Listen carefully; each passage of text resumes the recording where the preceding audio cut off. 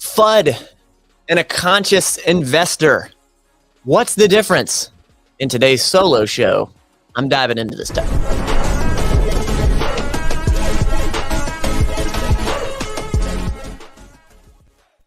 Welcome back to the channel where we build financial power. Hey, I'm Matt. I'm one of the folks around this show that does this thing. Typically, my PICP partner in crime, Potter, is here with me. But I'm doing this one solo because at the time of recording this, I'm here. But at the time of your viewing it, I'm not even in town. So, Potter and I have been doing a few solo shows here late. What am I talking about? She's only done. This is the first one I've done. She's been doing solo shows on Thursday because I haven't mentioned it yet, but I'll get into that in a second. But on this channel, we build financial power. That's what we do. And we made this show in late 2021, early 2022, when we really got it started. And we wanted to document our process first and foremost. And then we realized, through documenting the process of learning financial power, going through this DeFi crypto world, we can bring value to the people that are out there. We know there is some shred of benefit here for many people. And we always saw there wasn't people documenting their journey enough. And that's what we wanted to do. We always say this at the top of every show. And in between, this is not financial advice. I'll be flat out honest with you. I cringe when I hear that because a big reason people say that is for fear of lawsuit. Okay. But here's the deal. You do what you want with your money. And we really don't push dApps on you or anything like that. It's truly a documentation piece. We believe in risking only the capital that you can afford to risk. That's our motto. So you do whatever you want.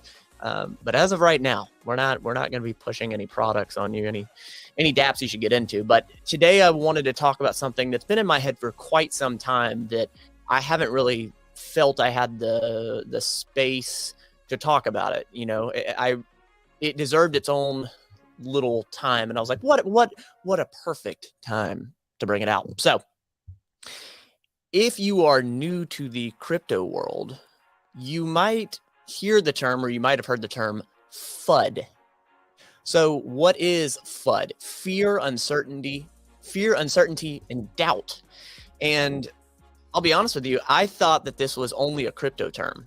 I was like, fear, uncertainty, doubt. And I heard it over and over and over.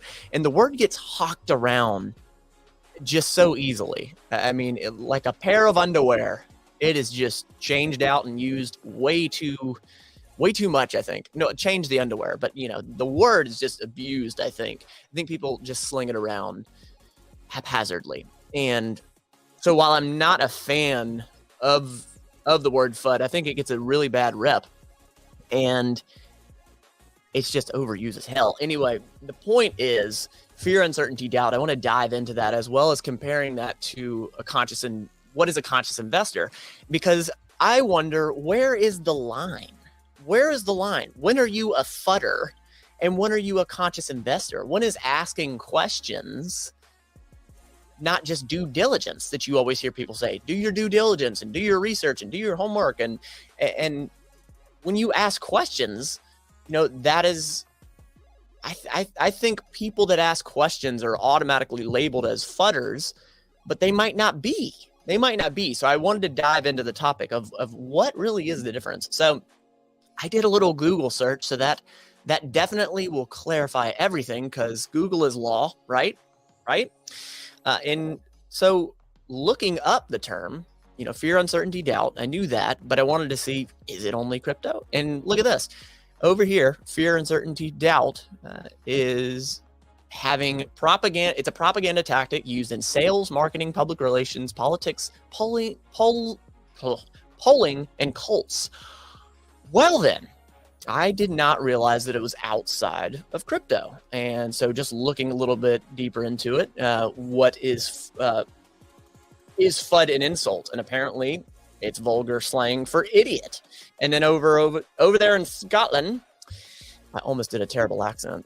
Apparently the word FUD is a foolish person or an idiot in female genitalia. But that's besides the point. We're not going to point that out.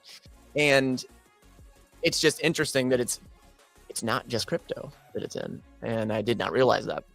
So what the heck is a fudder?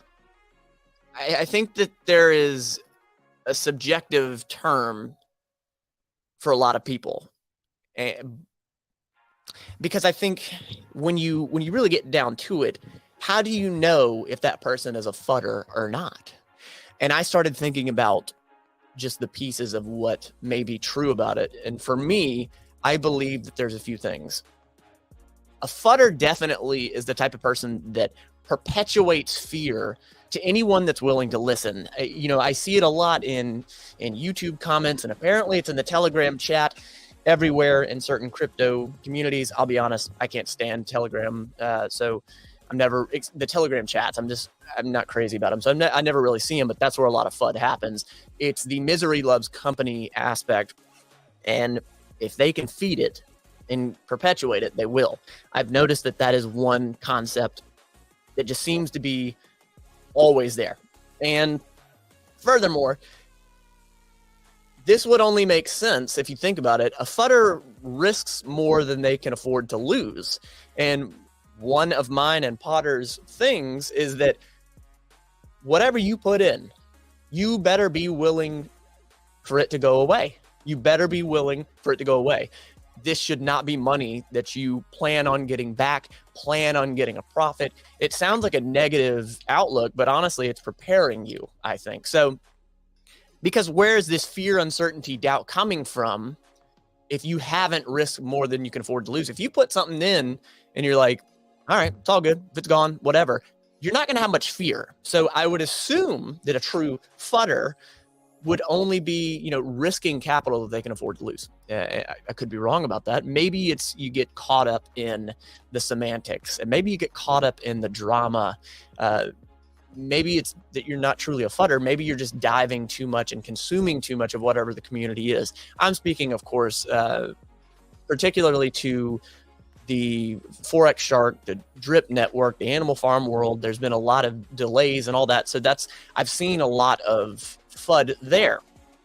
And I'm not really in too many other communities, so I can only speak for this community. I keep seeing that. So fudders, they let their emotions dictate their actions. I think this might be one of the paramount points of truly being a fudder, because I think asking questions, I think wondering and, investigating or looking, and hell, being skeptical, I think those are good things. I think it only matters when you start making decisions based out of that fear or that emotion is when I think you could truly label yourself as a fudder, because it's only in your head if you have that fear, uncertainty, doubt, and you don't make the action upon it. And I wanted to throw another term in since we're on this topic, because this word, I guess I didn't realize was a more derogatory term one of the few times that I've said it, especially on the show. But now that I think about it, I guess it is a derogatory term, because I view this as not a good thing. And I actually view this as the opposite of a fudder. But the term moon boy, if you've never heard that, and I guess maybe moon girl, I've just always heard it as moon boy.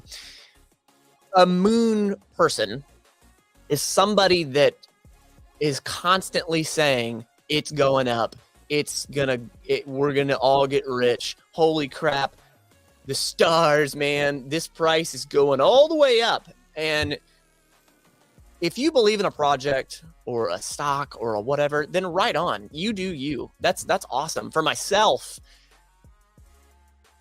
basically putting a blindfold on and then having this like wishful thinking, it's not a constructive use of my time. I want to know the logic. I want to know the reasons why this is going to work. I want to know, why is the price going to get... First of all, if anybody is ever predicting price, there you have a real problem right there. And I would not be consuming it. You do what you wish, but it's not something that I want to consume. Just hearing somebody say, it's going here, this is going to happen.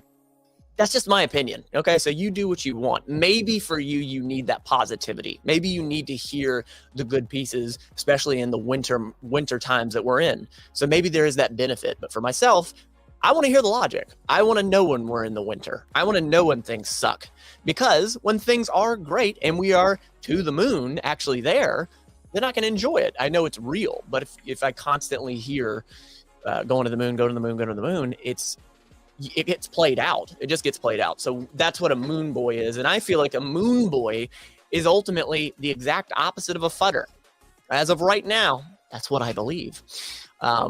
So to the meat and potatoes, what's a conscious investor? Well, you're looking at one. You're looking at one right now, and Potter as well. And being a conscious investor I don't think it comes naturally to everyone. I believe that certain people have certain certain talents. We can all develop skills, but I think certain people have certain talents. And I would imagine that there are talented conscious investors out there. I have had to develop my skill at becoming a conscious investor. Money for myself in my life, in my childhood, I've had kind of a weird relationship with it. And it's something I've had to work on for a long time, even up until to adulthood, that's affected me. But I tell you what, that's what makes a conscious investor, is being self-aware, having that emotional intelligence, and to not make decisions based out of fear that the fudder would. So I believe that the conscious investor is somebody that asks questions. And if you want to make this more translatable, think about anything that you've ever had success in your life. Something super macro or something super micro. If you're trying to learn about something, if you're trying to become informed about something, typically you ask questions. And not all of those questions are, what are the great aspects of this project? What are the great pieces of this? But also ask the questions about what can go wrong. I think it's a completely natural thing to ask the question of what happens if drip goes to zero. Now, the context and why you're asking it is what matters. And I think a lot of in the comments in YouTube and whatnot, that's why it gets labeled as FUD. So I can understand that if you see somebody commenting on a YouTube video or in a Telegram chat or whatever, because 70% of communication is nonverbal, it's very difficult to figure out what the context of how they're saying it. So there's a difference here. Listen to the difference. What would happen if the price of drip went to zero? What would the mechanics be? Versus what's going to happen when the price goes to zero of drip? Just the tone of voice, you can feel the difference in why I'm asking the question. So I think there's also a certain aspect of being a conscious investor that getting the word FUD thrown at you and whatnot, you may even have a little bit of guilt. You know, during this crypto winter, I've kind of questioned myself. I was like, well, shit, am I a fudder or am I doing my due diligence? And you have to ask questions. You have to ask the questions of, how much money am I going to make? And what's the APR? And what percentage of this? And what's the dev fee and all that crap? You have to ask those questions, but you also have to ask the questions of the crappy parts, the tough parts, the bad parts of, you know, I mean, what happens if this goes to zero? What can this be rugged? Are there exploit possibilities? Has anything in the past happened? Those are a conscious investor's questions. Moving on. The conscious investor, I feel, does not act out of fear. And that's ultimately what I'm talking about as a whole for the conscious investor. That's where that emotional intelligence comes from. And only you know you. Only you know how much even risk capital you're willing to risk. And deciding out of fear is never good for anything. And I try not to use the words never and always and whatnot, because rarely in life things are that. But I can't think of one instance where deciding out of fear has benefited me. So instead of fear, you decide out of logic, reason, your due diligence, what you've learned, what you're continuously learning. And crap, that was actually one trait that I probably should have put in here. And so I'll just mention it now. Screw it. I think that the conscious investor is somebody that is always trying to learn, or is ultimately always asking questions. You have to continue to always ask questions. The conscious investor uses the risk capital they can afford to lose, because this goes back to the FUDder's concept of where's the fear, uncertainty, and doubt coming from if you have only risked what you can afford to lose. Every dollar that I put into point blank drip when I got into it last December, I told Potter, because I remember she was like, are you know, how much are you wanting to put in or whatever? Because she was helping me along the process of actually putting the money in. And I was like, I'll put this much in. And then, you know, the following day I came back and put more in. I just wanted to see at least for 24 hours how this thing worked. And then I came back and put more in.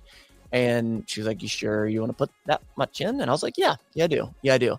Because I know if this goes to zero, it's okay. Which leads me to that next point of the conscious investor knows that everything can go to zero tomorrow. While that sounds like a really pessimistic thing, I don't believe that's the case. I look at it as prepare for the worst and know that the best eventually has to come. And I think at the end of the day, too, a conscious investor is somebody that chooses optimism, that chooses optimism even in the face of negativity. So I guess what I'll say about a conscious investor is I am not constantly these attributes and these traits 100% across the board. I never have fear. I never have some uncertainty. I never have doubt, but I don't let it perpetuate and I don't let it decide for me. And I know that everything can go to zero tomorrow, not just crypto, not just DeFi. So at the end of the day, that's the difference between the conscious investor and the FUDder. And I think that a FUDder gets a bad rep. And only you know if you are being a FUDder, and only you know if you're being a conscious investor. But without the bad, quote unquote, without the bad times, we couldn't have good times. So you must take it in stride. You must go through the winters. You must struggle to win. And I think some people look at the struggle as a bad thing when really that is just as much of a gift as the wins or the peaks and the benefits and what we make out of the investments. So that is the difference. If you are feeling squirrely and you want to slide back here Thursdays and Fridays, Potter and I in duo and singles will be dropping these. We appreciate you following us and whatnot. Let me know what you thought about this. Drop it down below. What do you think a FUDder and a conscious investor is? Are there a difference? I would imagine you would say yes. And what do you think about a moon boy? You like it? Hey, this is your journey. This is our journey. We're just documenting it. All right? Builders, keep building.